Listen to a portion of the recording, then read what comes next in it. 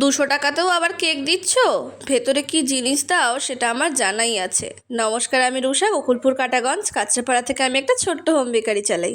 হ্যাঁ গো, আমি 200 টাকাতে না, আমি 160 টাকাতেও কিন্তু কেক দিয়ে থাকি। আর কি জিনিস দিই না দিই সেটা আমার কাস্টমাররা ভালো মতো জানে।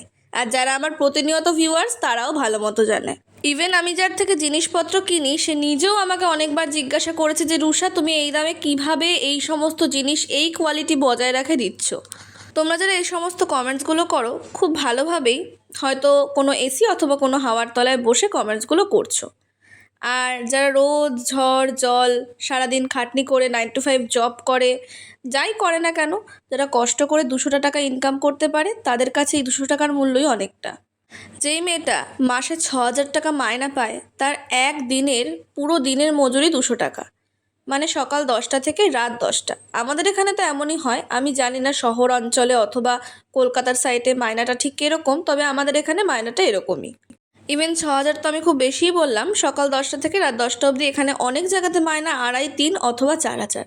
এবার তোমাদের মতো যদি আমিও প্রত্যেকটা কেকের স্টার্টিং প্রাইস 350, 400 থেকে করি, কেউ অ্যাফোর্ড করতে পারবে না।